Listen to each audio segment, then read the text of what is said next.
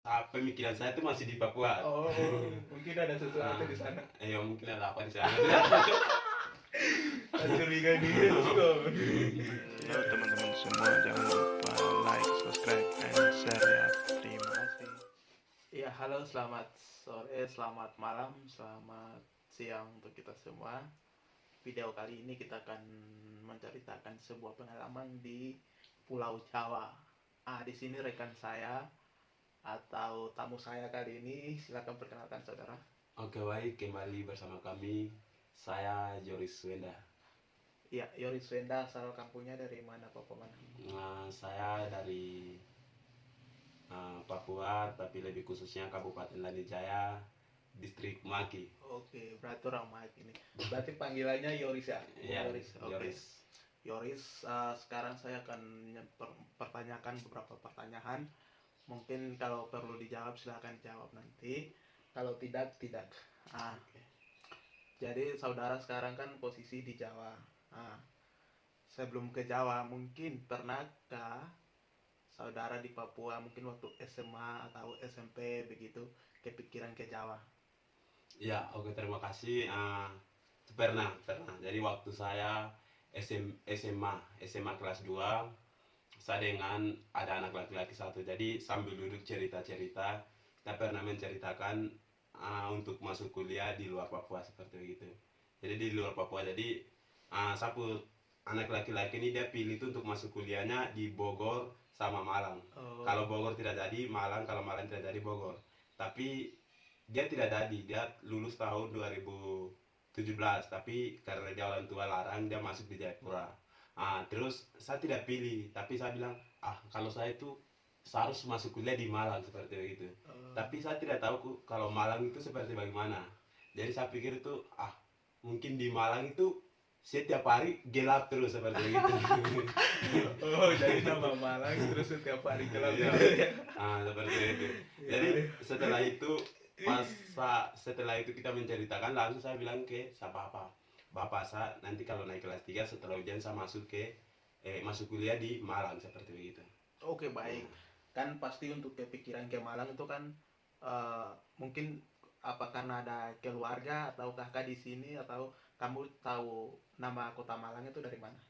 Oke, itu setelah saya ujian, pas saya tinggal karena di Malang sini sebelum saya berangkat ke sini ada teman saya sudah di Luang ke sini, itu Delimas. Oh, dari Mas. Delimas dia di Oh, ya. Luang datang masuk kuliah sini, dan waktu itu saya pernah bilang masuk kuliah di Malang, itu saya sudah lupa.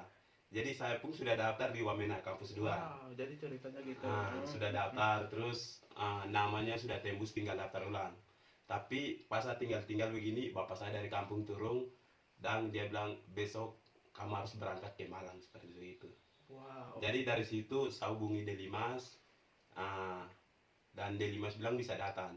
Itu sudah saya berangkat ke Malang. Wow.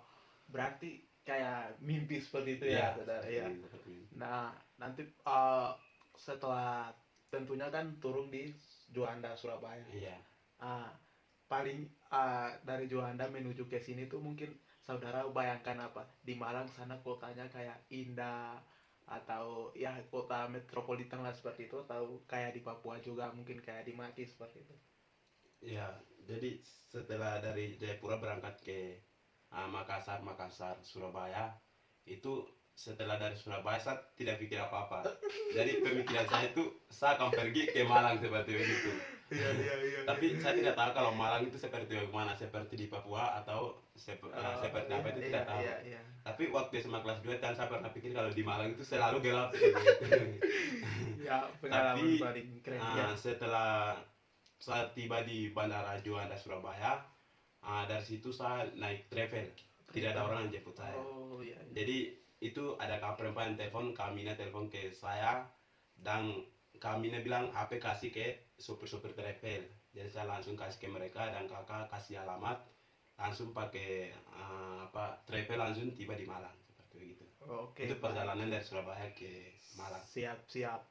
Terus kemudian setelah tiba di Malang, kan paling 2 hari kemudian atau berapa hari begitu, apa cepat bosan atau tidak langsung kerasan saya cocok di Malang gitu? Itu pas pertama datang itu pemikiran saya tuh masih di Papua. Oh, mungkin ada sesuatu di sana. Ya mungkin ada apa di sana. Curiga dia kok. Iya iya, terus. Jadi setelah saya baru datang itu pemikiran saya masih di sana, tapi sudah lama kelamaan 1 bulan lebih sudah mulai kuliah aktif, itu sudah pemikiran saya di Papua itu sudah tidak ada. Jadi sudah terbiasa di sini langsung. Oh. Jadi pemikiran saya untuk bayangkan di Papua itu sudah tidak ada. Oh, ya. Seperti begitu. Berarti langsung fokus kuliah ya? Iya. Iya, kuliah. Terus apa kuliahnya di mana waktu itu daftarnya, langsung satu kampus atau beda kampus, pindah-pindah atau bagaimana, bisa cerita juga? Ya itu setelah itu saya dengan teman saya Delimas, kita ada 3 orang waktu itu datang, jadi ada anak laki-laki lagi.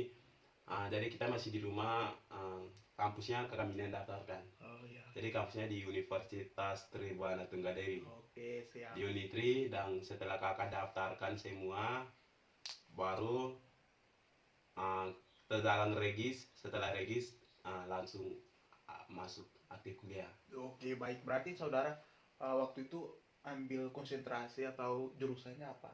Jurusannya, Itu fokus. waktu itu kasih brosurnya banyak pilihan untuk jurusannya. Hmm. Dan saya waktu SMA di sana, saya tidak SMA tapi SMK. Oh, SMK. SMK. Ya. Jadi jurusan SMK saya lain, terus sampai saya datang sini saya pilih jurusannya lain lagi seperti Oh, itu. ceritanya gitu ya. Jadi saya pilih jurusannya Fakultas Ilmu Sosial dan Politik, jurusan Ilmu Komunikasi. Oh, komunikasi, siap. Tapi kan kebanyakan di Papua kan, misalkan teman-teman kan banyak ambil apa seperti kayak manajemen, terus pertanian, terus apalah kayak administrasi negara dan lain-lain seperti itu. Tapi kamu kepikiran langsung saya milih langsung jurusan apa, konsentrasi bagian jurnalistik. Itu kenapa, motivasi apa yang mendorong Anda pilih jurusan jurnalistik, saudara? Itu waktu itu saya masuk SMK itu karena bapak saya bilang kamu tuh harus sekolah bagian pemerintahan seperti itu. Jadi saya masuk SMK ambil jurusannya administrasi perkantoran. Tapi sampai setelah saya datang sini baru saya pikir-pikir kalau di Papua itu bagian media itu kurang seperti begitu. Betul sekali. Bagian media itu kurang. Terus udah sampai di sini saya tanya-tanya, tapi tidak ada yang bilang kalau bagian sekolah jurnalis atau bagian media di sini ada, itu tidak ada yang kasih tahu. Jadi saya juga langsung tanya kalau komunikasi itu konsentrasinya apa begitu. Jadi saya tanyanya itu ke orang lain. Jadi setelah saya tanya, mereka bilang di situ ada 3 konsentrasi. Jadi fotografer, jurnalistik, dan public relation. Oh, Jadi 3 iya. itu. Jadi saya pilih hanya jurnalistik. Oh, jurnalistik. Iya. Paling dari 3 pilihan itu kamu pilih jurnalistik.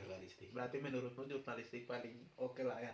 Saya juga tidak tahu kalau jurnalistik seperti bagaimana, tapi saya ingin belajar seperti itu. Oke, siap. Jadi teman-teman yang jangan pilih apa kayak jurusan bagian perkantoran dan lain-lain, tapi kita perlu pilih itu yang seperti di Papua kita butuhnya apa, itu yang kita perlu pilih agar kedepannya lebih semua bidang, semua aspek-aspek itu bisa maju bersama. Oke, mungkin sekian dari kami perkenalan pengalaman dari Papua ke sini sampai sini. Terima kasih untuk Bung Joris pada kesempatan sudah hadir meluangkan waktu. Tuhan Yesus memberkati dan sukses selalu. Oke. Terima kasih. Yoi.